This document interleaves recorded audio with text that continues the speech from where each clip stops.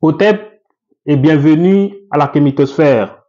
Comprendre la négrophobie appliquée à la société africaine. Vous allez dans cette vidéo découvrir ce que pensent et disent les philosophes et penseurs occidentaux dits de la lumière au sujet des Noirs. Des pseudo-scientifiques négrophobes et racistes que les Noirs même aiment tant citer et dont leurs noms sont donnés à beaucoup d'écoles en Afrique. Que pensent et disent Victor Hugo, Emmanuel Kant, Voltaire au sujet des Noirs? Je suis Alno, votre frère de combat kémite, votre frère de la cause africaine. Si vous êtes nouveau sur la chaîne, veuillez vous abonner tout en activant la cloche de notification pour ne plus jamais rater nos vidéos. Veuillez aussi liker la vidéo pour que les robots YouTube nous encouragent à travailler.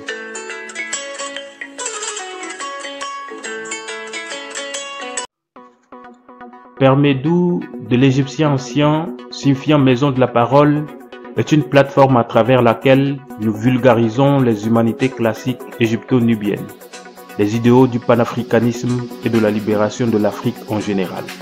Nous sommes convaincus que sans une véritable reconnexion aux valeurs civilisationnelles africaines, doublée d'une sérieuse manifestation de la volonté collective d'affirmation de puissance, nous ne pouvons pas gagner contre l'impérialisme et la néocolonisation.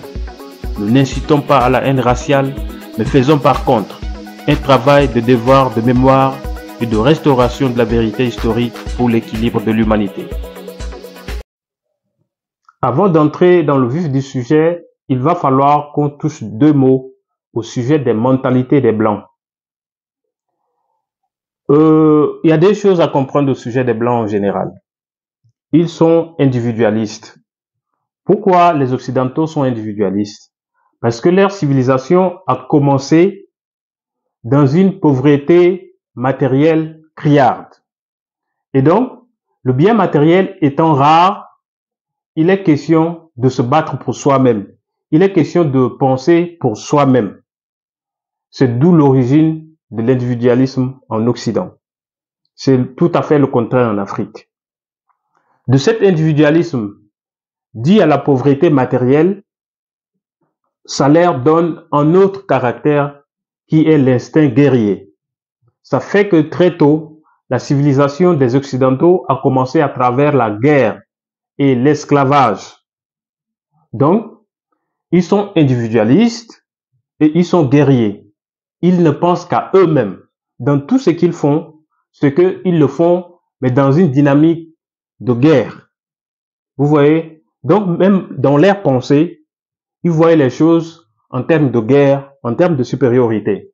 Vous allez découvrir à travers les quatre auteurs que je viens de citer à l'introduction, c'est-à-dire Emmanuel Kant, Montesquieu, Victor Hugo et Voltaire.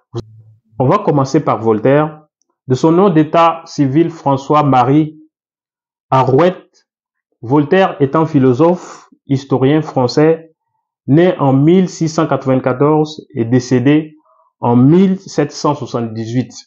Je crois que c'est un des auteurs que les Africains connaissent tellement que je ne vais pas passer le temps à faire sa présentation, mais on va juste citer sa pensée au sujet des Noirs. Je cite Voltaire.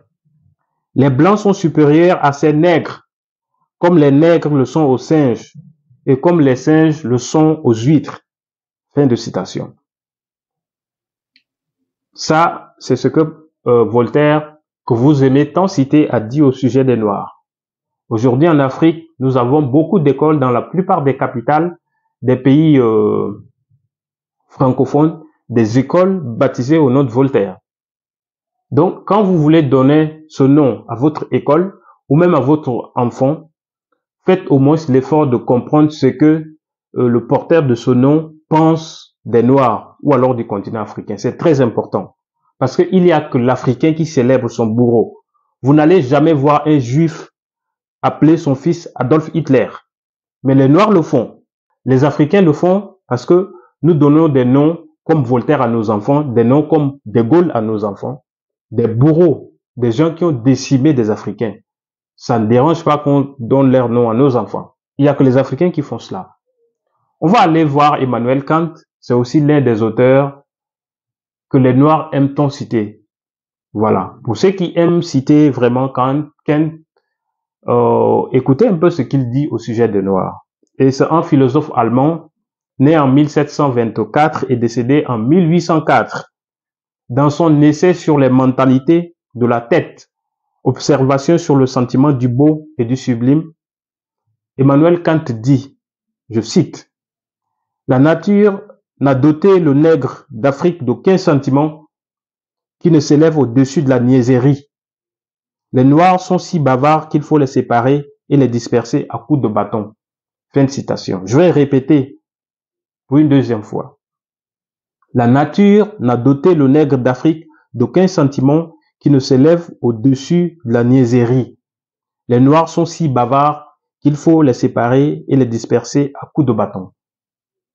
C'est un philosophe allemand, c'est un scientifique allemand. Et quand un scientifique parle, c'est une lumière pour la société. Et donc, ce qu'ils pensent et disent sont observés par la société. Quand il émet de telles pensées, cela guide la mentalité des citoyens en général, les façons de voir les Noirs, la place qu'ils donnent aux Noirs de façon générale. Et ça, c'est dans un livre écrit. Nous allons migrer vers un autre auteur qui est Montesquieu. Aussi, dans la plupart des capitales des pays francophones, il y a toujours quelque part une école appelée Montesquieu. On va lire ce que Montesquieu dit au sujet des Noirs. Montesquieu, comme vous le savez, c'est un philosophe, c'est un juge, c'est un historien français. Il est né en 1689 et décédé en 1755. Dans l'esprit de la loi, nous sommes en 1748. Montesquieu dit, je cite, « On ne peut se mettre dans l'idée que Dieu, qui est un sage, ait mis une âme surtout, une âme pure, dans un corps tout noir.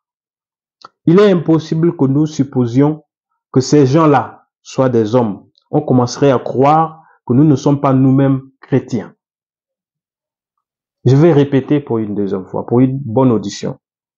Je cite Montesquieu.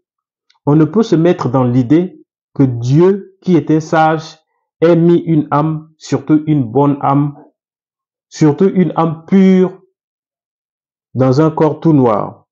Il est impossible que nous supposions que ces gens-là soient des hommes. On commencerait à croire que nous ne sommes pas nous-mêmes chrétiens. » Ça, c'est ce que Montesquieu dit au sujet des Noirs.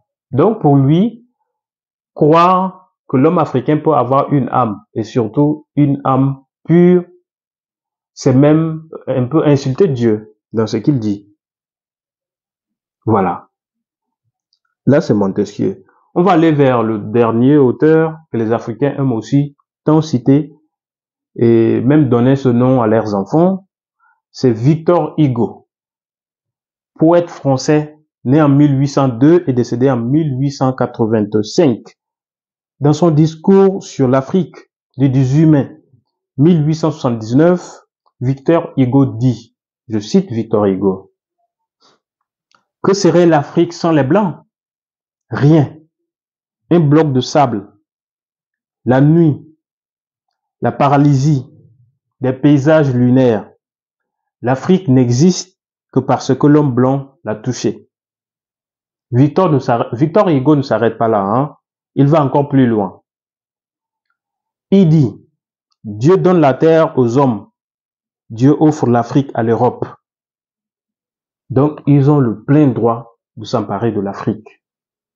Donc, les Africains ne sont pas des hommes. Parce que de ce qu'il dit, Dieu donne la terre aux hommes. Et donc, prenez l'Afrique. Parce que les Africains ne sont pas des hommes. J'attire aussi ici l'attention des Africains qui se font appeler eux-mêmes Victor Hugo, qui donnent le nom Victor Hugo à leurs enfants. Parce que c'est une malédiction. Porter un tel nom, ou alors donner un tel nom à son enfant, est une source de malédiction. Parce que ceux qui ont fait du mal à vos ancêtres, vos bourreaux, quand tu célèbres un bourreau, ton bourreau, cela t'attire la malédiction. Otep, n'oubliez pas de vous abonner et à très bientôt.